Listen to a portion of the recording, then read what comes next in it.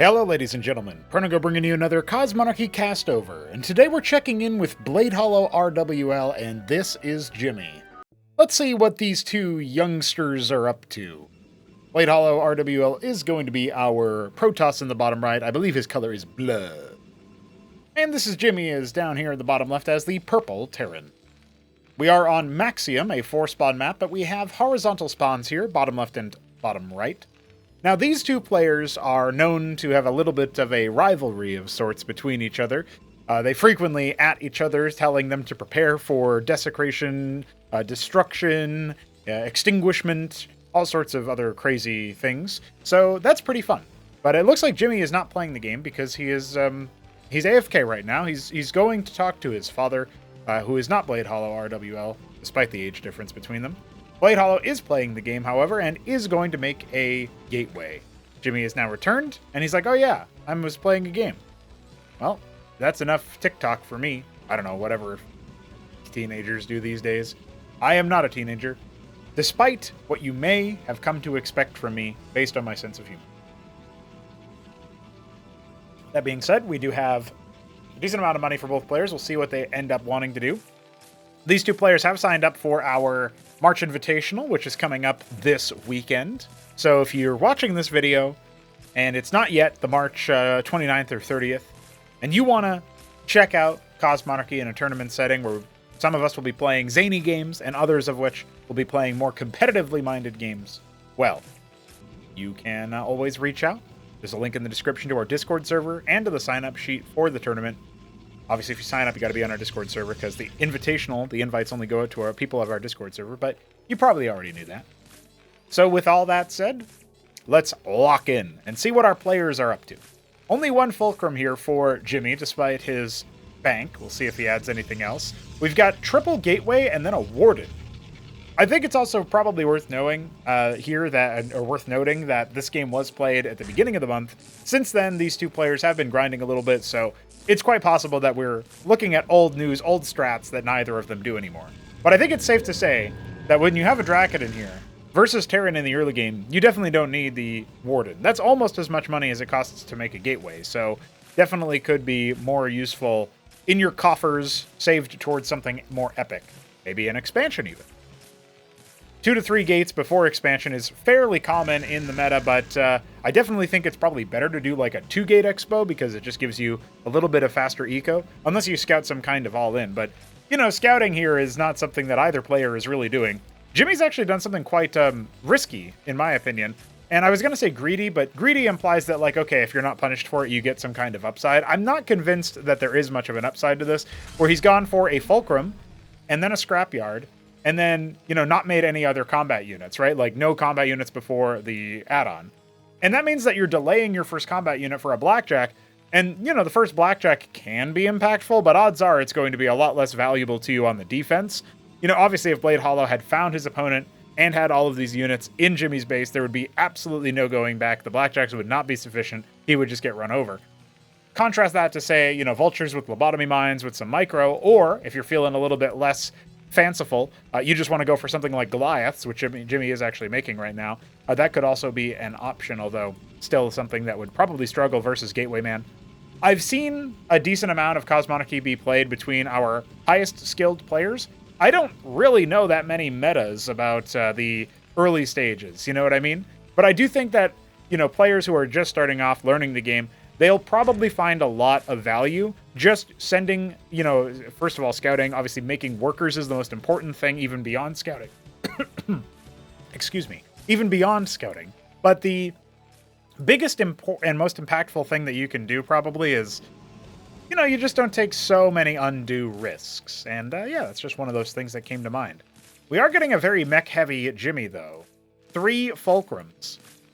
Non-stop Blackjack and Goliath production. And it looks like BladeHollow will be moving into the bottom left. How did he even find him? He's just confidently striding up with all of his combat units. Well, I don't think it's going to quite be enough. He ends up losing his first Zealot relatively fast. He could have committed to this fight, and actually this Goliath is offered up. Tagged by the Hierophant, it is condemned, consigned to defeat. But now, yeah, this is the territory where the extra Goliaths, the extra Blackjacks can definitely help out. Jimmy is fighting the front line a lot more than he should be. I love the targeting of the Hierophant there because it reduces the DPS potential of the rest of the Protoss army. But Jimmy is now forced to fall back. Obviously, both of our players focusing very heavily on the micro here. Another Goliath does end up making itself known. The Ecclesiast goes down. It's just 2 Blackjacks and a Goliath versus the Dracodins. Oh, my mistake. Of course. The Mason making itself a part of that. Now, we do have, obviously, reinforcement points here for Jimmy. He'll be fine in this situation. Obviously, could be... Oh, my God, the Masons. The Battle Workers. 2 kills on that Mason, dude. Tell me this isn't epic. Well, we might have our thumbnail already. But the Nexus is on the way for BladeHollow in a way that there is no Ministry on the way for Jimmy despite his bank. He really wants to make some more combat units. Now, Jimmy has almost 400 Vespene in the tank, and he's harvesting... He's building a sieve. That's a lot of minerals that could have been spent on something a little bit more immediately useful. Now, luckily for Jimmy, BladeHollow didn't macro behind that attack very well, so it's unlikely that he'll be able to overwhelm Jimmy from this position. A second scrapyard is affixed, a 4th fulcrum on the way. You don't really want to micro your Goliaths backwards if you can help it, just because they are going to lose out a lot of effective DPS by doing that. They want to just stand tall. Now, the Hierophant wasn't focused down super adequately here, so we do have 3 Dracodins just kind of sitting here. Jimmy's in a lot of trouble right now, actually. Maybe he can try to use Masons to repair. He does have a slight worker advantage over his opponent, despite the Nexus finishing up for BladeHollow in the natural. Who's, yeah, he's very much focused on just like, oh yes, I can do the macro things, and he's completely forgotten about his Zealots that are currently running around after a Goliath in the middle of Jimmy's base. Oh my God, one more hit and that Goliath is dead. One more hit and that Goliath is dead. Oh, the Zealot ends up not striking the fatal blow. A Crucible to expand the power regions and also supercharge the gateways. No pylon yet for BladeHollow. He's going to do a similar thing to Jimmy. With a lot of gas in the bank, he's going to cap his gas. You don't really need that unless you're actually spending it. And right now, he's not really spending it. All right, so Jimmy's not really producing that many military units, right? He's got 2 idle fulcrums, but he is pumping out blackjacks, and that's fine. That makes sense. There you go, a Palladium for a Phalanx. He needs to probably grab these 2 Masons and task them to work. A Stockade, probably going to be a Vestry for healing. BladeHollow has forgotten about his 3 Dracodins. They are chilling out and just making sure that there's no expansion shenanigans. Jimmy still has a slight worker advantage despite all of what has happened, but it's not effectively actuated. He's got 5 idle workers just kind of sitting out here. There's another fulcrum to be put down. Okay, now he's going to go and see what else he can do. Now, I'm not really sure. Where is he sending? He's sending these to the front, and now he's going to see if he can break out. I guess the Masons are supposed to be there for the attack or something, but instead they just kind of body block the walkers. Nonetheless, he only loses 1 blackjack for that, so that's not bad at all. BladeHollow definitely struggling to keep up with all of the tasks that he must do. Saturating his natural. I think it's basically at, a reasonable baseline saturation. Could use a couple more workers and then he'll be all set, like 5 more workers maximum, before he needs to start thinking about, obviously, like the gas mining and stuff. And now he's going to send his army across, but, Jimmy has a lot of Goliaths. Well, I say a lot. He's got 3. That's still a good number. And his ministry has been started. Oh, no. Oh, BladeHollow has just right-clicked past the choke. There was no attack move. Honestly, with the attack move, I do kind of think that maybe this fight would have been a lot closer. But now Jimmy is actually in a position to potentially drive back our Protoss player. Only a couple of Zealots back here. I wonder if, based on the fact that the Protoss army came in from that ramp, does Jimmy actually know that his opponent is there? And what would BladeHollow have done? Maybe, because they were in voice chat during this game, I'm pretty sure. Maybe, Jimmy was talking about something that BladeHollow intuited his position from, and that's how that happened. I'm still kind of curious about that. Did they just tell each other their positions or something? Prostration stage on the way. Double prostration stage. Okay, so Blade is going to be looking for Pariahs. He's also making a Cantors. Now, I've heard a thing or two about a Cantors between these 2 players. I've heard that Jimmy thinks that a Cantors are very, very powerful, like super strong OP. Maybe he's got... maybe he's onto something. You never know. But he is making Phalanxes. It does feel like he needs another Palladium, but really right now he did finally saturate his base. Honestly, you factor in how long BladeHollow had this Nexus up and running, and how long it took him to saturate it with workers. It does kind of feel like Jimmy's not that far behind economically, but BladeHollow has outstripped him in terms of workers. We've got Shamans being made, a lot of idle production here, really for both players, right? The gateways aren't doing a thing. And the Ardent Authority is the only thing currently making. Aquifer on the way for Blade Hollow, who's also adding a couple more workers. And yeah, it does look like he's going to be taking a third base, which does make a lot of sense here. So what are we talking about here? 13 workers on the minerals for Jimmy. I like that he's already preemptively sort of switching over a bunch of his workers off the rallies. He could even pull some over here, but that's an advanced tactic. You don't really need to do that per se, especially at this level of efficiency. Pariahs are indeed on the way. We know that... Oh, I think he just attacked his own phalanx for a good amount of damage. Unnecessary. Violent. We do know that Blade Hollow likes the Mind Tyrant. We saw that versus Raynaril when he did a 1v1 on Axiom of all maps. Shout out Axiom. This is Maxiom. It's the 4-spawn version. Oh, Biddy Bee. You'll eventually make a map that isn't Axiom.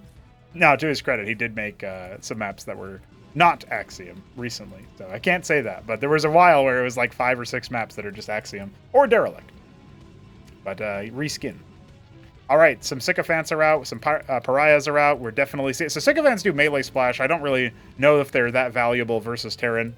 That's something that you can use versus like Zerg and stuff, but the jury is out on that. People don't really make them too much. Is there really only one? Okay, never mind. Jimmy did make a few more extra phalanxes. Now, sometimes Jimmy can lock in and get a pretty heavy amount of units. He does like himself some cataphracts at tier 2, which he can't afford right now. He can afford tier 2.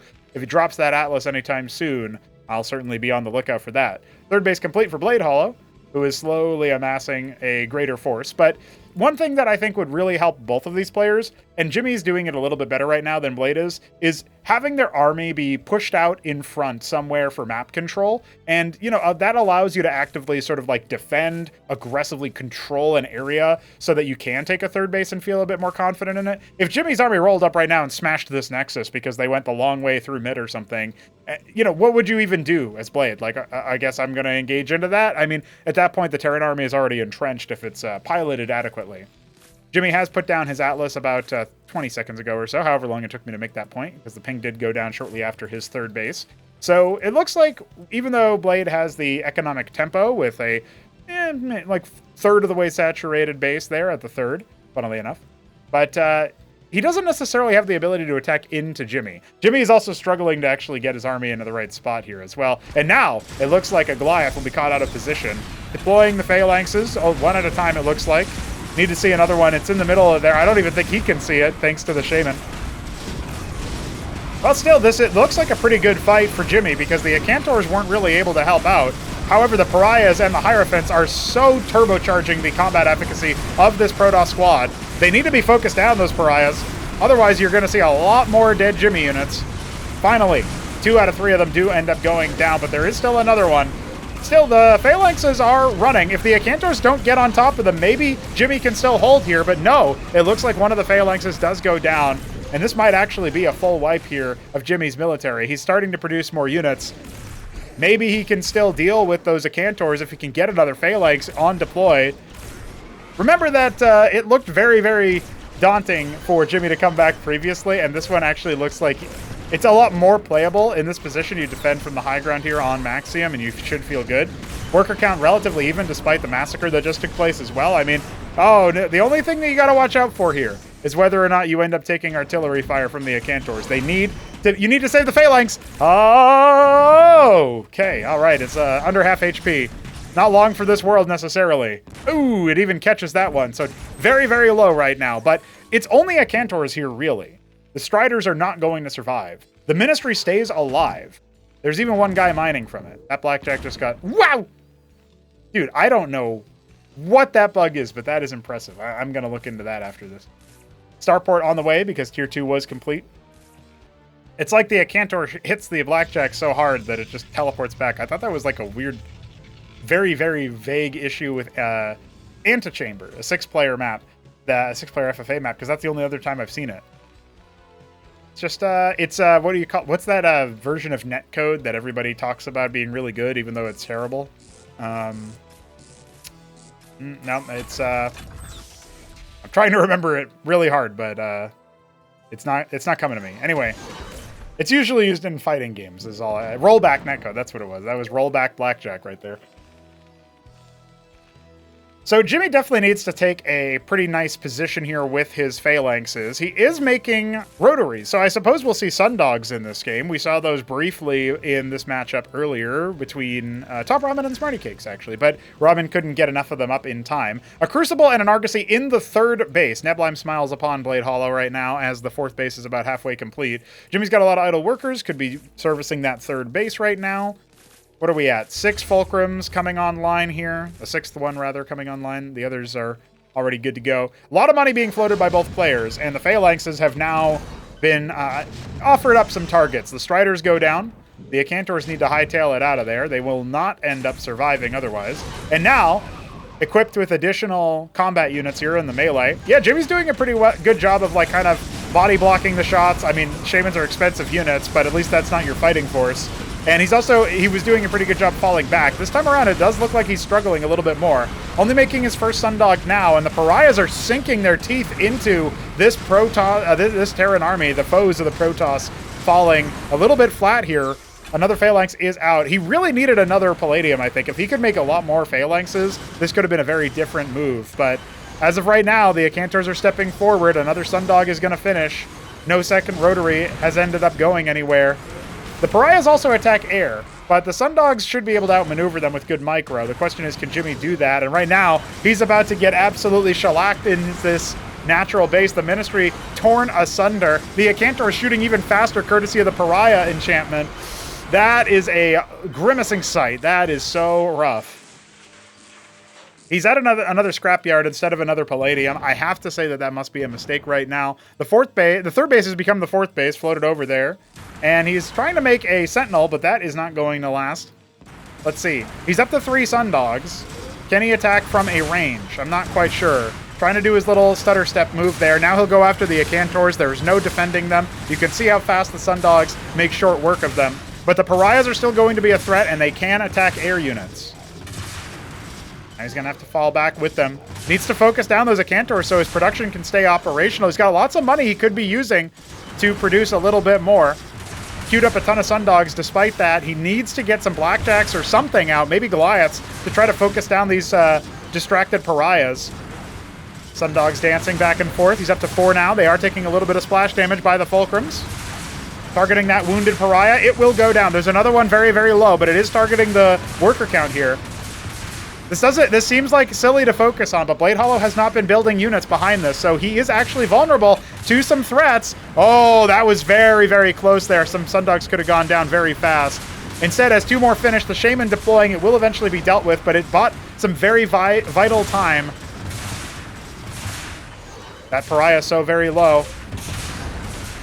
Blade Hollow still has not made a unit. He has not made a single combat unit this whole time. The Acantors have no more Guardians. And we still have more Sundogs being made. Oh, I spoke a little bit too soon. That one wounded Pariah earlier, it is gone. The Atlas now the target, but that's not going to finish. Okay, so what do we actually have here? We're going to go up to 7 Sundogs for Jimmy. Can he rally to do something about it? There's a lot of harvesting happening over here. Only a single Magister made. Now okay, he did make some more units at his natural choke. So this is, it's not like he can just be A-moved, right? But Jimmy's going to go ahead and deploy his Ministry at the unmarked, no town center marker, Biddy Bee, you slacker. 4th base normally is where you'd see that, but nonetheless. Now, okay, we are making Shamans as well to heal our Sundogs. This is actually pretty good. I know this sounds really silly, but this, like, if you put an experienced player in Jimmy's shoes right now, this would be a playable position.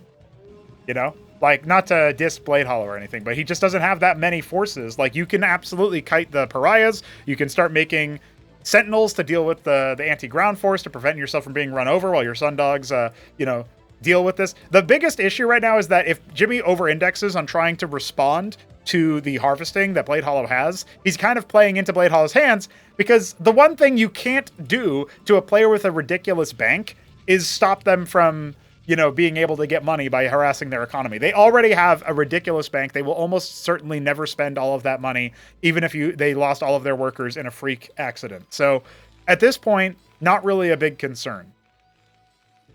11 Sundogs and counting. The Shamans have repaired them just enough. Really what I think you want to go after here, the Pariahs are the major threats. So if you can deactivate the production over here and, you know, maybe spare yourself a little bit. Positrons do deal splash damage, though I have a feeling that a good Sundog player, good Terran player, would be able to just kind of orb walk snipe him. Moving shot him. There's no detection here for Blade Hollow either. So the way that cloaking works for Terran now is that they need to be away from their enemy. So it's like 4 range or so. If you're within 3 to 4 range of the Sundog, you will decloak it and detect it as automatically. And the Sundog does have 5 range, so you can deal with that from the extremists of their range. You are going to see him fly over here and kill the workers. This is at least going to announce to Blade Hollow how many Sundogs he has. What is his reaction going to be? Right now, he's just kind of watching the massacre, and there you go. He has made Empyrean, so this is a good choice in theory because of the splash damage. But Sundogs are so adept at dealing with Capital Craft. It's just that they take a lot of splash damage from there, right? So they snipe one Empyrean, very expensive there. The triple Argosy is producing more. Making more Sundogs. He's going to return home to the Shamans to heal up. It's a smart idea overall. And yeah, I think based on that, we should end up seeing Jimmy. Again, this is a playable position. I know it doesn't seem like it because look at the bank, look at the tech, look at the position. But Jimmy absolutely could make this happen. He's landed his Atlas. He's going to start capping the gas in his only other base. He's not mining from the geyser. So he's low on Vespene. He's actually going to run dry and not be able to support the 2 starport Sundog queues. This is some kind of bizarre wave management game now. It's no longer a game about playing the game as normal. His Blade has so much money. He just needs to send this force across. And Jimmy would be very hard-pressed to stop it. Well, he's basically, you know, he's invested everything he has into non-stop Sundog production. He's got 21 Sundogs. Biggest threat right now, the Pariahs. Second biggest threat, the Empyreans. They do deal splash damage. They have been sighted. And okay, well, I think this is about where we are going to be saying sayonara to Jimmy. I can't imagine him being able to clear this position. He does have his base on the 4th. Maybe he can try to go for elimination with the Sundogs. They have a really high DPS, obviously. As long as he doesn't allow Blade Hollow to get vision of him. It's really dangerous for him to be doing that. He's going to fly one very low HP one in, and look at the splash damage. He's committing to the fight. The Pariahs aren't in the position, but I don't think it matters. And even though he kills most of the capital fleet, that will be it for Jimmy. He is out of here. And I think they probably said GG in voice chat, but also Jimmy is part of the clan No GG, so maybe there was no GG. It's entirely possible. All right, well, I don't know what to say about that game other than it was really silly. If you were kind of pulling your hair out, yelling stuff, throwing tomatoes at the screen or whatever, telling Blade Hollow to A-move, well, you can join the, like, a part of me that was doing that as well while I was casting that. But I hope you got wrapped up in the story of, could Jimmy possibly win that? I feel like the answer could be yes. I mean, I'm not going to guarantee anything, but I do think that, you know, you put myself potentially in those shoes. You definitely put like Top Ramen, who's been playing out of his mind with Sundogs lately, in those shoes. I think you could probably see somebody else more experienced win from that position just because Blade Hollow has given him a lot of room to work with. Unintentionally, of course. We will be back with more Cosmonarchy soon. Remember, players like this and players who are even newer than them are still actively playing Cosmonarchy right now. So if you want in on the action to play some of those players or even try to punch above their weight and go to a higher class, that is also an option. We have that for our tournament. We have that more generally. Just hop into our Discord server and join us for that. Peace. GG.